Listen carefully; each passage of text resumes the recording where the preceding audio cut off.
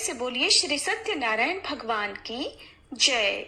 श्री सत्यनारायण कथा का उल्लेख स्कंद पुराण के रेवा खंड में मिलता है। श्री सत्यनारायण कथा में 5 अध्याय और 170 श्लोक संस्कृत भाषा में मिलते हैं। श्री सत्यनारायण भगवान की कथा में संकल्प को भूलना और प्रसाद का अपमान करना ये 2 प्रमुख विषय हैं। सत्यनारायण भगवान की कथा के 5 अध्यायों में बताया गया है कि सत्य का पालन न करने से कई प्रकार की समस्याएं आती हैं, इसलिए सदैव सत्य व्रत का पालन करना चाहिए। श्री सत्यनारायण भगवान की कथा भगवान श्री विष्णु के सत्यनारायण रूप की महिमा और कृपा का वर्णन करती है। इसका श्रवण और पाठ जीवन में सुख, समृद्धि, शांति और हर प्रकार की समस्याओं से मुक्ति की कामना के लिए किया जाता है। कथा के पीछे ऐसा विश्वास है कि सत्य की आराधना और भगवान की महिमा का गुणगान करने से भक्तों के सारे कष्ट दूर हो जाते हैं और उनके जीवन में सदैव सुख और समृद्धि बनी रहती है। प्रिय श्रोताओं, आज हम इसी विश्वास और श्रद्धा के साथ इस पवित्र कथा का आयोजन कर रहे हैं ताकि हम सब पर भगवान सत्यनारायण की कृपा बनी रहे और हम सभी के जीवन में सुख, शांति और समृद्धि का आगमन हो।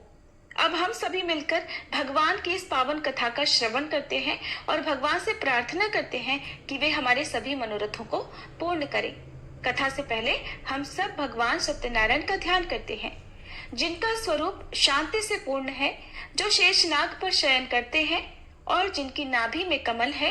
वे देवताओं के ईश्वर हैं, जो समस्त संसार का आधार हैं, जो आकाश के समान असीमित हैं, जिनका रंग मेघ अर्थात बादलों के समान है और जिनका रूप शुभ है, जो श्री लक्ष्मी जी के पति हैं, जिनके नेत्र कमल के समान सुंदर हैं और जो योगियों के ध्यान में सदैव विराजमान रहते हैं।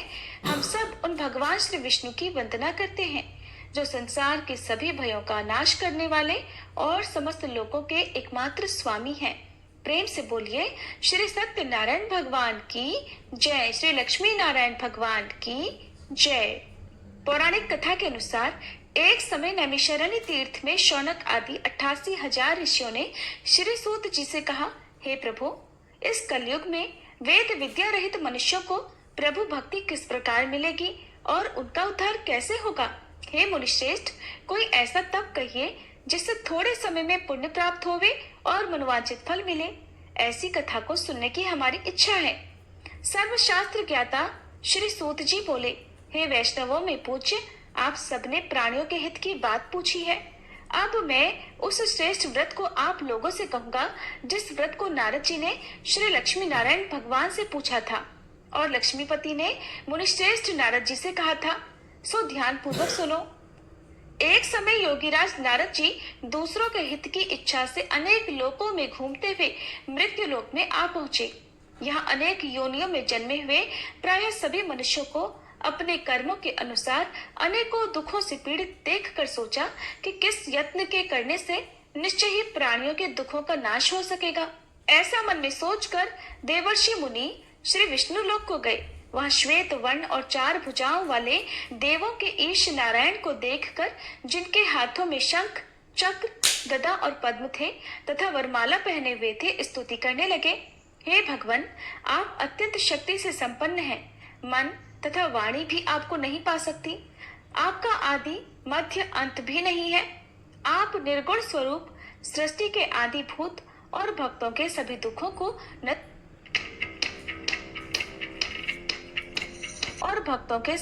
को नष्ट करने वाले हो। आपको मेरा नमस्कार है। नारद जी से इस प्रकार की स्तुति सुनकर भगवान श्री विष्णु बोले, हे मुनिश्रेष्ठ, आपके मन में क्या है? आपका किस काम के लिए आगमन हुआ है? निसंकोच कहिए। तब नारद मुनि बोले, प्रभु, मृत्यु लोक में सब मनुष्य जो अनेक योनियों में पैदा हुए हैं, अपने अपने कर्मों के द्वारा अनेक प्रकार के दुखों से दुखी हो रहे हैं। हे नाथ, यदि आप मुझ पर दया रखते हो तो बतलाइए कि उन मनुष्यों के सब दुख थोड़े से ही प्रयत्न से कैसे दूर हो सकते हैं? तब श्री विष्णु भगवान जी बोले, हे नारद, मनुष्यों की भलाई के लिए तुमने बहुत अच्छी बात पूछी है। जिस काम के करने से मनुष्य मोह से छूट जाता है, वह मैं कहता हूँ, सुनो।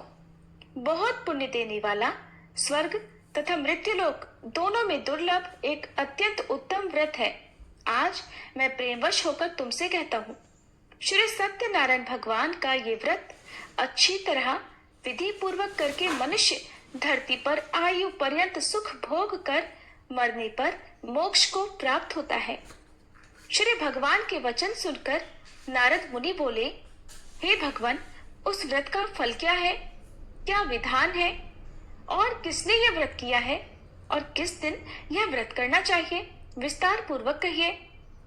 भगवान विष्णु बोले, हे नारद, दुख शोक आदि को दूर करने वाला, धन धान्य को बढ़ाने वाला, सौभाग्य तथा संतान को देने वाला यह व्रत सब स्थानों पर विजय करने वाला है। भक्ति और श्रद्धा के साथ किसी भी दिन मनुष्य श्री सत्यनारायण की प्रातः काल के समय ब्राह्मणों और बंधुओं के साथ धर्म परायण होकर पूजा करे। भक्ति भाव से नैवेद्य, केले का फल, शहद, घी, दूध और गेहूं का आटा सवाया लेवे। गेहूं के अभाव में साठी का चूर्ण भी ले सकते हैं और सब पदार्थों को भगवान को अर्पण कर देवे तथा बंधुओं सहित ब्राह्मणों को भोजन करावे। पश्चात स्वयं भोजन करे। रात्रि में नृत्य, गीत आदि का आयोजन कर सत्यनारायण भगवान का ध्यान करते हुए समय बिताए। इस तरह व्रत करने पर मनुष्यों की इच्छा निश्चय पूरी होती है। विशेष रूप से कलिकाल में भूमि पर यही मोक्ष का सरल उपाय है। प्रेम से बोलिए श्री सत्यनारायण भगवान की जय। श्री सत्यनारायण व्रत कथा का प्रथम अध्याय संपूर्ण। दूसरा अध्याय। श्री सूत जी बोले, हे ऋषियों, जिसने पहले समय में इस व्रत को किया है उसका इतिहास कहता हूँ, ध्यान पूर्वक सुनो। सुंदर काशीपुरी नगरी में एक अत्यंत निर्धन ब्राह्मण रहता था। वह भूख और प्यास से बेचैन हुआ नित्य पृथ्वी पर घूमता था। ब्राह्मणों से प्रेम करने वाले भगवान ने ब्राह्मण को दुखी देखकर बूढ़े ब्राह्मण का रूप धरकर उसके पास जाकर आदर पूर्वक पूछा, हे विप्र, तुम नित्य दुखी होकर पृथ्वी पर क्यों घूमते हो? हे ब्राह्मण, ये सब मुझसे कहो, मैं सुनना चाहता हूँ। तब वह ब्राह्मण बोला, मैं निर्धन ब्राह्मण हूँ, भिक्षा के लिए पृथ्वी पर फिरता हूँ। हे भगवान, यदि आप इससे छुटकारा पाने का कोई उपाय जानते हो तो कृपा कर मुझे बताएं। वृद्ध ब्राह्मण बोला, हे विप्र, सत्यनारायण भगवान मनोवांछित फल देने वाले हैं, इसलिए तुम उनका पूजन करो, जिसके करने से मनुष्य सब दुखों से मुक्त हो जाता है। तब ब्राह्मण को व्रत का सारा विधान बतलाकर बूढ़े ब्राह्मण का रूप धारण करने वाले श्री सत्यनारायण भगवान वहीं अंतर्ध्यान हो गए। जिस व्रत को वृद्ध ब्राह्मण ने बतलाया है, मैं उसको अवश्य करूंगा। यह निश्चय करने पर उसे रात भर नींद नहीं आई। सवेरे उठकर सत्यनारायण भगवान के व्रत का निश्चय कर वह भिक्षा के लिए चला। उस दिन उसको भिक्षा में बहुत सारा धन मिला, जिससे बंधु बांधवों के साथ उसने सत्यनारायण भगवान का व्रत किया। इसके करने से वह ब्राह्मण सब दुखों से छूटकर अनेक प्रकार की संपत्तियों से युक्त हुआ। उस समय से वह ब्राह्मण हर मास व्रत करने लगा। इस तरह सत्यनारायण भगवान के व्रत को जो भी करेगा वह मनुष्य सब दुखों से छूट जाएगा। इस तरह नारद जी से सत्यनारायण भगवान का कहा हुआ यह व्रत मैंने तुमसे कहा। हे विप्रो, मैं अब और क्या कहूँ? तब ऋषिगण बोले, हे मुनीश्वर, संसार में इस ब्राह्मण से सुनकर किस किसने इस व्रत को किया, हम वह सब भी सुनना चाहते हैं। इसके लिए हमारे मन में अत्यंत जिज्ञासा हो रही है। सूत जी बोले, हे मुनियों, जिसने इस व्रत को किया है वह सब भी सुनो। एक समय वह ब्राह्मण धन और ऐश्वर्य के अनुसार बंधु बांधवों के साथ व्रत करने को तैयार हुआ। उसी समय एक लकड़ी बेचने वाला बूढ़ा आदमी आया और बाहर लकड़ियों को रखकर ब्राह्मण के मकान में गया। प्यास से दुखी लकड़हारा उनको व्रत करते देखकर ब्राह्मण को नमस्कार करके कहने लगा, ये आप क्या कर रहे हैं? इसके करने से क्या फल मिलता है? कृपा करके मुझको बताइए। ब्राह्मण ने कहा, सब मनोरथों को पूर्ण करने वाला यह सत्यनारायण भगवान व्रत है। इसकी ही कृपा से मेरे यहाँ धन धान्य आदि की वृद्धि हुई है। ब्राह्मण से इस व्रत के बारे में जानकर लकड़हारा अत्यंत प्रसन्न हुआ। चरणामृत लेकर प्रसाद ग्रहण करने के बाद वह अपने घर को गया।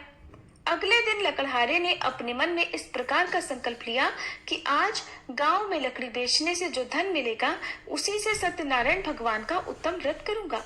ऐसा मन में निश्चय कर वह बूढ़ा आदमी लकड़ियां अपने सिर पर रखकर जिस नगर में धनवान लोग रहा करते थे, ऐसे सुंदर नगर में गया। उस दिन वहां पर उसे उन लकड़ियों का दाम पहले से 4 गुना मिला। तब वह लकड़हारा दाम लेकर अति प्रसन्न होकर पके केले, शक्कर, घी, दूध, दही और गेहूं का चूर्ण इत्यादि सत्यनारायण भगवान के व्रत की कुल सामग्रियों को लेकर अपने घर गया। फिर उसने अपने परिवारजनों को बुलाकर विधि के साथ भगवान का पूजन और व्रत किया। उस व्रत के पुण्य प्रभाव से वह बूढ़ा लकड़हारा धन, पुत्र आदि से युक्त हुआ और संसार के समस्त सुख भोग कर अंत में वैकुंठ लोक को चला गया। श्री सत्यनारायण भगवान की जय। श्री सत्यनारायण व्रत कथा का दूसरा अध्याय संपूर्ण। तीसरा अध्याय। श्री सूत जी बोले, हे श्रेष्ठ मुनियों, अब आगे की कथा कहता हूँ, सुनो। पहले समय में उल्कामुख नाम का एक बुद्धिमान राजा रहा करता था। वह सत्यवक्ता और जितेंद्रिय था। प्रतिदिन देव स्थानों पर जाता और गरीबों को धन देकर उनके कष्ट दूर करता था। उसकी पत्नी कमल के समान मुख वाली और सती साध्वी थी। पुत्र प्राप्ति के लिए भद्रशिला नदी के तट पर उन दोनों ने सत्यनारायण भगवान का व्रत किया। उस समय वहां एक साधु नामक वैश्य आया।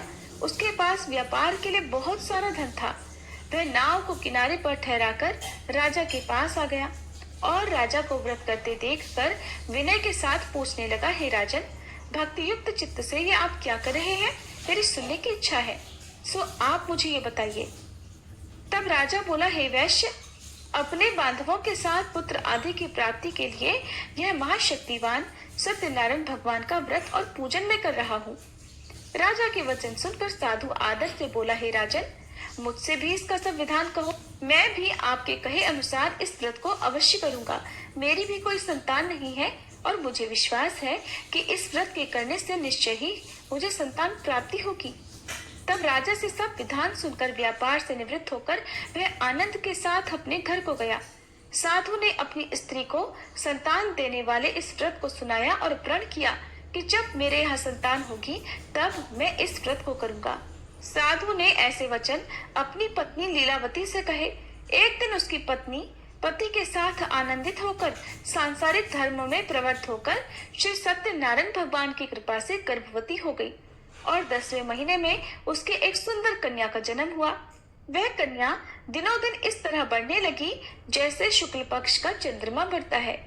कन्या का नाम कलावती रखा गया। तब लीलावती ने मीठे शब्दों में अपने पति से कहा कि स्वामी, जो आपने संकल्प लिया था कि मैं संतान होने पर सत्यनारायण भगवान का व्रत करूंगा, अब आप उसे करिए। साधु बोला, हे प्रिय, इसके विवाह पर करूंगा। इस प्रकार अपनी पत्नी को आश्वासन देकर वह नगर को चला गया। अब कलावती अपने पिता के घर में रहकर बड़ी हो रही थी। एक दिन साधु ने जब नगर में सखियों के साथ अपनी पुत्री को देखा तो तुरंत दूत को बुलाकर कहा कि पुत्री के लिए कोई सुयोग्य वर देख कर लाओ। साधु की आज्ञा पाकर दूत कंचन नगर पहुंचा और वहां पर बहुत खोज कर, बहुत देखभाल कर कन्या के लिए सुयोग्य वणिक पुत्र को ले आया। उस सुयोग्य युवक को देखकर साधु ने अपने बंधु बांधवों सहित प्रसन्नचित होकर अपनी पुत्री का विवाह उसके साथ कर दिया, किंतु दुर्भाग्य से विवाह के समय भी वह उस व्रत को करना भूल गया। तब श्री सत्यनारायण भगवान क्रोधित हो गए और साधु को श्राप दे दिया कि तुम्हें दारुण दुख प्राप्त होगा। अपने कार्य में कुशल साधु वैश्य अपने जामाता सहित समुद्र के समीप स्थित रत्नपुर नगर में गया और वहां दोनों ससुर जमाई चंद्रकेतु राजा के उस नगर में व्यापार करने लगे। एक दिन भगवान सत्यनारायण की माया से प्रेरित कोई चोर राजा का धन चुराकर भागा जा रहा था, किंतु राजा के दूतों को आता देखकर चोर घबराकर भागते हुए धन को वहीं चुपचाप छोड़कर चले गए जहां वे ससुर और जमाई ठहरे हुए थे। जब दूतों ने उन साधु वैश्य के पास राजा के धन को रखा हुआ देखा तो वे उन्हीं को चोर समझकर दोनों को बांध कर ले गए और राजा के पास जाकर बोले, हे राजन, ये 2 चोर हम पकड़ कर लाए हैं, देखकर आज्ञा दीजिए। तब राजा की आज्ञा से उनको कठोर कारावास में डलवा दिया गया और उनका सब धन भी छीन लिया गया। सत्यनारायण भगवान के श्राप के कारण साधु वैश्य की पत्नी और पुत्री भी इधर घर में बहुत दुखी रहने लगी। उनके घर पर जो भी धन रखा था चोर चुरा कर ले गए। शारीरिक और मानसिक पीड़ा तथा भूख प्यास से अति दुखी होकर और अन्न की चिंता में कलावती एक दिन एक ब्राह्मण के घर गई। वहां उसने सत्यनारायण भगवान का व्रत होते देखा, फिर कथा सुनी और प्रसाद ग्रहण करके रात होने पर वह घर आई। तब उसकी माता ने कलावती से पूछा, हे पुत्री, तू अब तक कहाँ रही और तेरे मन में क्या है? कलावती कहने लगी, माते, मैंने एक ब्राह्मण के घर पर श्री सत्यनारायण भगवान का व्रत होते देखा है। कन्या के ऐसे वचन सुनकर लीलावती भगवान के पूजन की तैयारी करने लगी। लीलावती ने परिवार और बंधुओं सहित श्री सत्यनारायण भगवान का पूजन किया और वर मांगा कि मेरे पति और दामाद शीघ्र घर आ जाएं। साथ ही प्रार्थना की कि हम सबका अपराध क्षमा करो। सत्यनारायण भगवान इस व्रत से संतुष्ट हो गए और राजा चंद्रकेतु को स्वप्न में दर्शन देकर कहा, हे राजन, तुमने जिन दोनों वैश्यों को बंदी बना रखा है वे निर्दोष हैं। उन्हें प्रातः ही छोड़ दो और उनका सब धन जो तुमने ले लिया है उसे वापस लौटा दो, नहीं तो मैं तेरा धन, राज्य, पुत्र आदि सब नष्ट कर दूंगा। राजा से ऐसे वचन कहकर भगवान अंतर्ध्यान हो गए। प्रातः काल राजा चंद्रकेतु ने सभा में अपना स्वप्न सुनाया। फिर दोनों बड़े पुत्रों को कैद से मुक्त कर सभा में बुलाया। दोनों ने आते ही राजा को नमस्कार किया। राजा मीठे वचनों से बोला, हे महानुभावों, तुम्हें दैववश ऐसा कठिन दुख प्राप्त हुआ है, अब तुम्हें कोई भय नहीं। ऐसा कहकर राजा ने उनको नए नए वस्त्र आभूषण पहनाए और उनका जितना धन लिया था उससे दोगुना धन देकर आदर सहित विदा कर दिया। तब वे दोनों वैश्य अपने घर को चल दिए। श्री सत्यनारायण भगवान की जय। श्री सत्यनारायण व्रत कथा का 3रा अध्याय संपूर्ण। 4था अध्याय। श्री सूत जी बोले, साधु बनिया मंगलाचरण कर और ब्राह्मणों को धन देकर अपने नगर के लिए चल पड़ा। साधु के कुछ दूर जाने पर इधर भगवान सत्यनारायण की उसकी सत्यता की परीक्षा लेने के विषय में जिज्ञासा हुई। तब वे एक दंडी का वेश बनाकर उस बनिए के सामने गए और पूछा, साधो, तुम्हारी नाव में क्या भरा है? तब धन के मद में चूर दोनों महाजनों ने अवहेलना पूर्वक हंसते हुए कहा, दंडी सन्यासी, क्यों पूछ रहे हो? क्या कुछ मुद्रा लेने की इच्छा है? हमारी नाव में तो लता और पत्ते आदि भरे हैं। उनकी ऐसी निष्ठुर वाणी सुनकर दंडी वेशधारी भगवान बोले, तुम्हारी बात सच हो जाए। ऐसा कहकर दंडी सन्यासी को रूप धारण किए हुए भगवान कुछ दूर जाकर समुद्र के समीप बैठ गए। इधर दंडी के चले जाने पर नित्य क्रिया करने के बाद उतराई हुई यानी जल में ऊपर की ओर उठी हुई नौका को देखकर साधु अत्यंत आश्चर्य में पड़ गया और नाव में लता और पत्ते आदि देखकर मूर्छित होकर पृथ्वी पर गिर पड़ा। होश आने पर वणिकपुत्र चिंतित हो गया। तब उसके दामाद ने इस प्रकार कहा कि पिताजी, आप शोक क्यों करते हैं? दंडी ने श्राप दे दिया है। इस स्थिति में वे ही चाहें तो सब कुछ कर सकते हैं, इसमें संशय नहीं।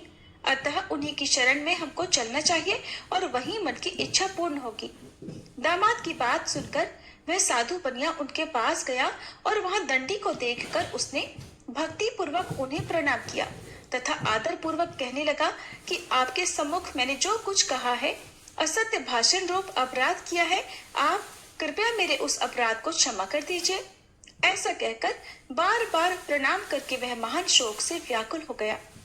दंडी ने उस बनिए को रोते हुए देखकर कहा, हे मूर्ख, रो मत, मेरी बात सुनो। मेरी पूजा से उदासीन होने के कारण तथा मेरी आज्ञा से ही तुमने बार बार दुख प्राप्त किया है। भगवान की ऐसी वाणी सुनकर वह उनकी स्तुति करने लगा। साधु ने कहा, हे प्रभु, ये आश्चर्य की बात है कि आपकी माया से मोहित होने के कारण ब्रह्मादि देवता भी आपके गुणों और रूपों को यथावत रूप से नहीं जान पाते। फिर मैं मूर्ख आपकी माया से मोहित होने के कारण भला कैसे जान सकता हूँ? प्रभु, आप मुझ पर कृपा कीजिए और मुझ पर प्रसन्न होइए। मैं अपनी धन संपत्ति के अनुसार आपकी पूजा करूंगा। मैं आपकी शरण में हूँ। मेरा जो नौका में स्थित पूरा धन था उसकी और मेरी रक्षा करें। उस बनिए की भक्ति युक्त वाणी सुनकर भगवान जनार्दन संतुष्ट हो गए। भगवान जनार्दन उसे अभीष्ट वर प्रदान कर वहीं अंतर ध्यान हो गए। इसके बाद वह साधु अपनी नौका में चढ़ा और उसे धन धान्य से भरी हुई देखकर भगवान सत्यदेव की कृपा से हमारा मनोरथ सफल हो गया। ऐसा कहकर स्वजनों के साथ उसने भगवान की विधिवत पूजा की। भगवान श्री सत्यनारायण की कृपा से वह आनंद से परिपूर्ण हो गया और नाव को प्रयत्न पूर्वक संभाल कर उसने अपने देश के लिए प्रस्थान किया। साधु बनिए ने अपने दामाद से कहा, वह देखो, मेरी रत्नपुरी नगरी दिखाई दे रही है। इसके बाद उसने अपने धन के रक्षक दूत को अपने आने का समाचार देने के लिए अपनी नगरी में भेजा। उसके बाद उस दूत ने नगर में जाकर साधु की पत्नी को हाथ जोड़कर प्रणाम किया और उसके लिए अभीष्ट बात की। सेठ जी अपने दामाद और बंधु वर्ग के साथ बहुत सारे धन धान्य से संपन्न होकर नगर के निकट पधार गए हैं। दूत के मुख से ये बात सुनकर वह अत्यंत आनंदित हुई और उस साध्वी ने श्री सत्यनारायण की पूजा करके अपनी पुत्री से कहा, पुत्री, मैं साधु के दर्शन करने के लिए जा रही हूँ, तुम भी जल्दी आना। माता का ऐसा वचन सुनकर व्रत को समाप्त करके प्रसाद का परित्याग करके कलावती भी अपने पति का दर्शन करने के लिए चल पड़ी। इससे भगवान सत्यनारायण रुष्ट हो गए और उन्होंने उसके पति को तथा नौका को धन के साथ हरण करके जल में डुबो दिया। इसके बाद कलावती कन्या अपने पति को न देखकर महान शोक से रुदन करती हुए पृथ्वी पर गिर पड़ी। नाव का अदर्शन और कन्या को अत्यंत दुखी देखकर भयभीत मन से साधु बनिया ने सोचा, ये क्या आश्चर्य हो गया। नाव का संचालन करने वाले भी सभी चिंतित हो गए। इसके बाद वह लीलावती भी कन्या को देखकर दुख से व्याकुल हो गई और अत्यंत दुख से विलाप करती हुई अपने पति से इस प्रकार बोली, स्वामी, अभी अभी नौका के साथ वह अदृश्य कैसे हो गया? न जाने किस देवता की उपेक्षा से वह नौका हरण कर ली गई, या फिर श्री सत्यनारायण का महात्म्य भला कौन जान सकता है। ऐसा कहकर वह अपने परिवार जनों के साथ विलाप करने लगी और कलावती कन्या को गोद में लेकर रोने लगी। कलावती भी अपने पति के नष्ट हो जाने पर दुखी हो गई और पति की पादुका लेकर उनका अनुगमन करने के लिए उसने मन में निश्चय किया। कन्या के इस प्रकार के आचरण को देखकर पत्नी सहित वह धर्म के साधु बनिया अत्यंत शोक व्याकुल हो गया और सोचने लगा, या तो भगवान सत्यनारायण ने यह अपहरण किया है या फिर हम सभी भगवान सत्यदेव की माया से मोहित हो गए हैं। अपने धन की शक्ति के अनुसार मैं भगवान श्री सत्यनारायण की पूजा करूंगा। तब सभी को बुलाकर इस प्रकार कहकर उसने अपने मन की इच्छा प्रकट की और बारंबार भगवान सत्यदेव को दंडवत प्रणाम किया। इससे दीनों के परिपालक भगवान सत्यदेव प्रसन्न हो गए। भक्त वत्सल भगवान ने कृपा पूर्वक आकाशवाणी की कि तुम्हारी कन्या प्रसाद छोड़कर अपने पति को देखने चली आई है। निश्चय ही इस कारण उसका पति अदृश्य हो गया है। यदि घर जाकर यह प्रसाद ग्रहण करके वापस आए तो हे साधु बनिया, तुम्हारी पुत्री पति को प्राप्त करेगी, इसमें संशय नहीं। कलावती ने भी यह दिव्य आकाशवाणी सुनी तो वह शीघ्र ही अपने घर गई और उसने प्रसाद ग्रहण किया। वापस आकर उसने अपने परिवार जनों और अपने पति को भी देखा। तब कलावती कन्या ने अपने पिता से कहा कि पिताजी, अब तो घर चलिए, देरी क्यों कर रहे हैं। कन्या की बात सुनकर वणिक पुत्र संतुष्ट हो गया और विधि विधान से भगवान सत्यनारायण का पूजन करके धन तथा बंधु बांधवों के साथ अपने घर को गया। इसके बाद पूर्णिमा और संक्रांति पर्वों पर भगवान सत्यनारायण का पूजन करते हुए इस लोक में सुख भोग कर अंत में वह सत्यपुर वैकुंठ लोक को चला गया। प्रेम से बोलिए श्री सत्यनारायण भगवान की जय। श्री सत्यनारायण भगवान व्रत कथा का चौथा अध्याय संपूर्ण। पांचवा अध्याय।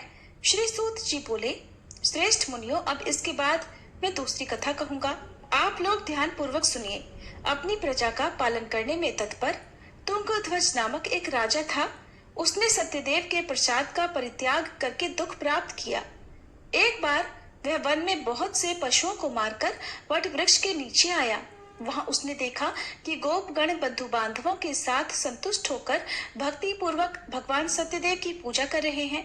राजा यह देखकर भी अहंकारवश न तो वहां गया और न उसने भगवान सत्यनारायण को प्रणाम ही किया। पूजन के बाद सभी गोपगण भगवान का प्रसाद राजा के समीप रखकर वहां से लौट आए और इच्छानुसार उन सभी ने भगवान का प्रसाद ग्रहण किया। इधर राजा को प्रसाद का परित्याग करने से बड़ा दुख मिला।